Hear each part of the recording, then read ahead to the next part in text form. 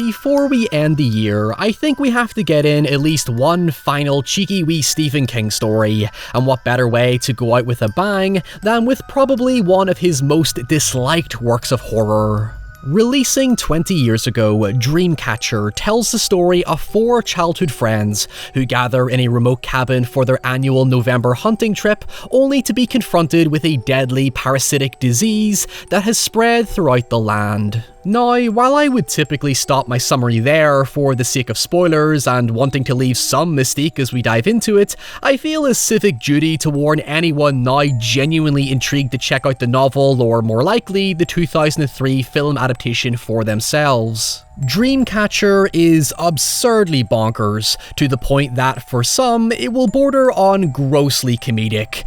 But if you know what you're getting into with Stephen King's eccentricities, its wild, somewhat unpredictable ride will come as less of a surprise. Obviously, despite the title of this video giving it away, because it's practically the one talking point anyone actually remembers about the story, DREAMCATCHER had a relatively infamous reputation for basically being Stephen King's attempt to make you fear the bathroom with an extraterrestrial threat that bursts out of our most private orifice, let's say. Well, let's talk about those creatures. I mean, and there's no way of us dancing around this. We'll just do it, and the editors can worry about it. The bad creatures in this are weasels. Mm-hmm. Well, they're parasites. We can call them that. Look, there's no pussyfooting about it. It's a unique concept that isn't totally without merit. I mean, I remember seeing this video on Reddit a few years back of a big-ass Australian spider hiding under a toilet bowl, and for as crass as it sounds, you cannot tell me the idea of getting your bollocks bit off by something in the toilet isn't a legitimately terrifying possibility. In fact, if you still find it possible to take this seriously, in an interview with Time, King laid out bluntly that so much of the really terrible news we get in our lives, we get in the bathroom. Half of really scaring people is getting them in a place that's undefended. Nobody's as defenseless as they are in the bathroom with their pants down. Now, I'm not just going to sit here and childishly poke fun at toilet monsters, because it's actually a pretty small, if indeed very memorable part of a remarkably convoluted story that comes from a real place of sincerity and, well, vulnerability. In 1999, Stephen King was involved in a near-fatal car accident, leaving him in months of considerable agony and depression, and DREAMCATCHER thus became his first published novel following the accident, despite King feeling discouraged from ever writing again. Regardless of whether or not you find King's work scary, what makes him such an incredible influence is his openness to reflect on personal events, traumas, relationships, and his struggles with drugs and alcohol that have defined and reshaped much of his perspective on life, and embed them into his work in both relatable and abstract ways. Listening to this specific 2001 interview, you can tell that besides simply wanting to play with a nasty idea, DREAMCATCHER likely came from a very dark and angry disposition, as the novel was originally titled Cancer, before his wife quickly discouraged it, suggesting to me that the story was loosely allegorical, not so much literally, of life-altering moments. One of the things that scares us that we don't talk about is that when you go to the bathroom, you have all these 7 warning signs of cancer. A lot of those warning signs are detected in the bathroom, and we don't talk about what we do there, even now in polite society. Of course, this sounds utterly ridiculous in the context of shitweasels, as the main characters informally call the fecal parasites instead of their actual name Byram, but you can see how King gets super giddy about the bathroom being our most vulnerable place, because as he discussed in several interviews, it's the one place where we check for the strange and scary things that happen to our body. But it's where the woman will do the breast examination, it's where the guy is apt to first detect something wrong with the old prostate, or worst of all, you get up and you see something in the bowl that's not supposed to be there. And I thought to myself, that's scary.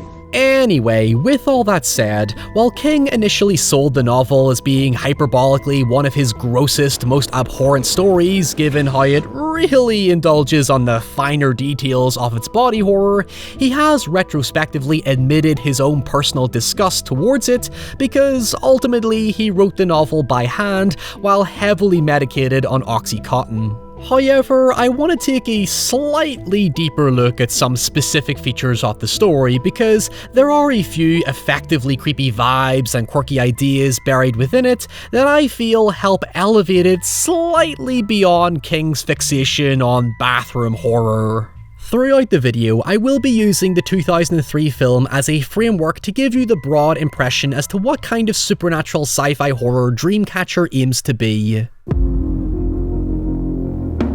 When I think about Dreamcatcher and its intentions, I keep getting drawn back to King's raw original title Cancer, because that core concept is so figuratively ingrained in the atmosphere that it's an inescapable comparison, as well as it being a literal plot point we'll come to later. There's a sort of dreamlike calmness to the early parts of the story, as the soft winter snow lightly entrenches our main protagonists, Henry, Jonesy, Pete, and Beaver, who in the film are played by an overwhelmingly talented cast, including Thomas Jane, Damian Lewis, Timothy Oliphant, and Jason Lee, in addition to Morgan Freeman, Tom Sizemore, and Donnie Wahlberg. Yeah, it's a real sausage fest, by the way. Got blown last night. The central relationship between the four men is that as kids they rescued and befriended a boy with Down syndrome called Douglas, and soon received mysterious telepathic powers that allowed them to share dreams and obtain information from others, specifically the ability to navigate to their precise location.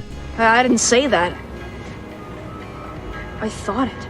The thing is, however, their relationship with their powers has become a hindrance, as they seem to permanently dwell on whether their proverbial gift is a blessing or a curse, having grown up to each have individual problems such as alcoholism, suicidal ideation, guilt, and just general unfulfillment. You went to med school. Did you? I thought about it. For one, their telepathy can only take them so far in terms of omnipotence, as there's a constant feeling amongst them that their powers were given merely to serve a specific purpose they've yet to truly understand. Essentially, there's something perceptively off about their powers. Why have they been gifted with something for no reason and has provided such little benefit to their lives?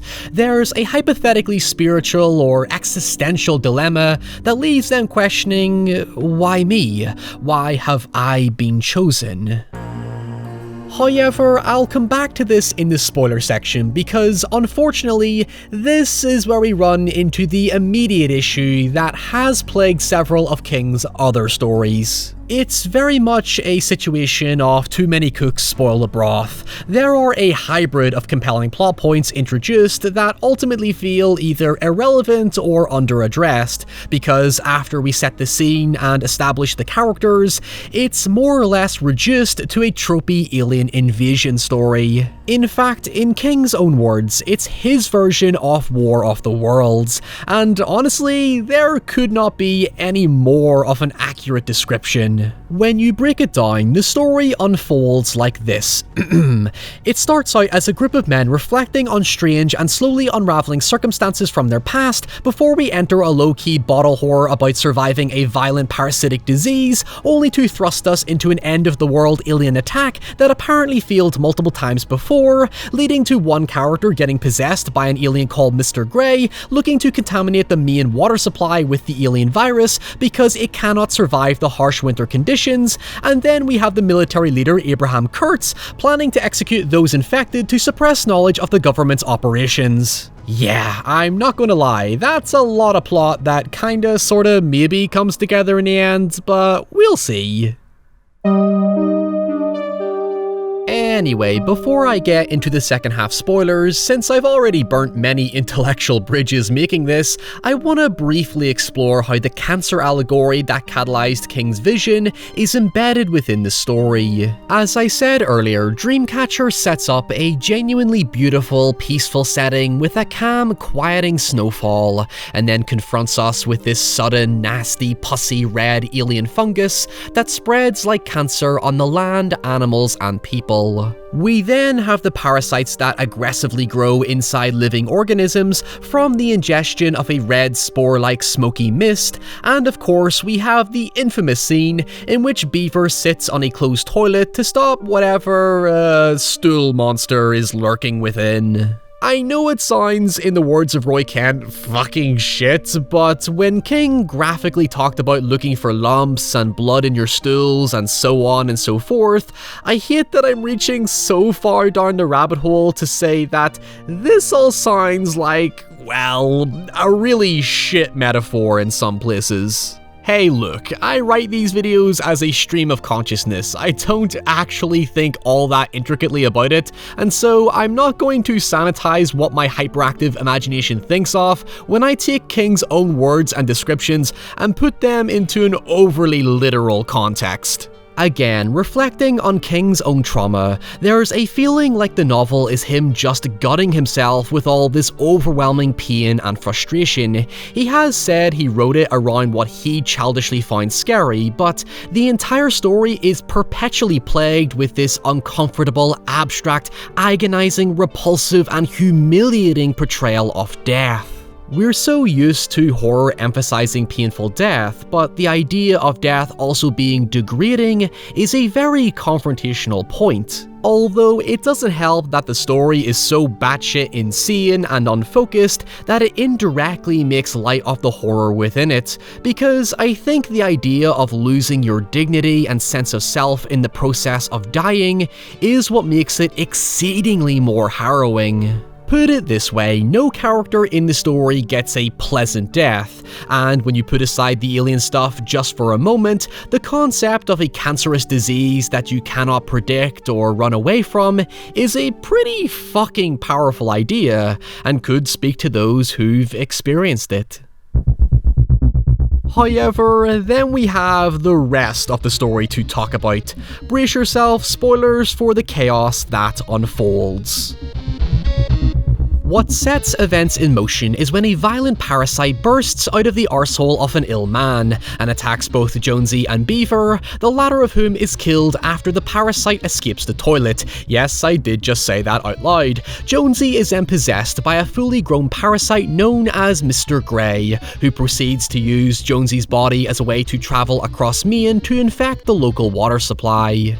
Along his travels, he tortures and kills Pete, while Henry ends up in a military quarantine, where he discovers that Colonel Abraham has been tracking and killing alien invaders for several decades. Really? What about the shit weasels? The ones blasting out the basement door. Does Matheson think that folks get over one of those puppies? Now, all I'll say is Morgan Freeman as Colonel Abraham is just beautiful casting. He's a scene-chewing, power-hungry sociopath with zero compassion for anyone around him, except for Lieutenant Underhill, a disillusioned man being mentored to succeed Abraham, but conflicted by his own compassion for those infected. I think we're on the same page. Pissing in the same latrine. However, what makes all this insanity even more ridiculous, if oddly engaging, is the introduction to Jonesy's memory warehouse, a visual representation of everything going on in his head, which the other three men also possess. It's basically an adult version of the exact same thing used for Homer Simpson and SpongeBob SquarePants, yet there is a bit more to it besides it just being a gimmicky way to frame how Jonesy processes his knowledge and experiences. It ends up being a sort of Twin Peaks style setting where Jonesy is able to retain and barricade his living conscience when the alien finally possesses him, allowing him to not only communicate with it, but prevent it from using his memories to locate the water supply. Thus we have the most literal of internal battles. What was that, Mr. Jones? What did we just pass on the road there? Are you speaking to me? Yes, I am, Mr. Jones. Or is it Jonesy? Here's the thing, in the film, Damian Lewis deserves a hell of a lot of credit for effortlessly pulling off what is ultimately a very contrived and complicated character. You see, Jonesy is meant to be this timid man left traumatized by a car accident that briefly killed him after having visions of Douglas, and then, like the villain in Men in Black, he has to switch to an alien that doesn't understand how to properly use the human body. On top of that, he has to maintain a convincing American accent while using his natural British accent when portraying the alien controlling his physical body. It's just a really exhausting role to think about. Now, unfortunately, it all comes to a fairly underwhelming payoff when Douglas is revealed to be an alien who seemingly predicted the end of the world, and thus the four men were destined to use their powers to save the day. By this point, King must have been coming down from his Oxycontin because it kinda withers into nothing in the end, and to really hit home the cancerous symbolism, Douglas is also revealed to be dying of leukemia, which is just bleak for bleakness sake. However, I'm not going to end this on a sour note because I have one final straw to grasp at. We never actually addressed why the change in title was Dreamcatcher. Well, my theory is that the new title was meant to subvert the nasty, aggressive intentions of King's story by implying an element of hope and harmony. The four men are said to be united around a dreamcatcher because it's a protective symbol to ward off nightmares, and when you break away the chaos of everything that happens around them, it's ultimately a story about people trying to fend off evil both physically and psychologically, and the interconnected ways the world comes together. What these troubled, conflicted men don't realize until late into the story is that their unification through their protection of Douglas subsequently led to their purpose to protect humanity. I mean, it sounds pretentious coming from me, but come on, are you really going to debate me on the significance of what the fuck nonsense I just talked about for the last 15-20 minutes? It's just a bit of fun. If you made it this far through the madness, go treat yourself to something nice because I think you deserve it. And until next time, please leave a comment below suggesting topics for 2022. Stay safe, stay away from the toilet, and I'll see you all very soon. Merry Christmas!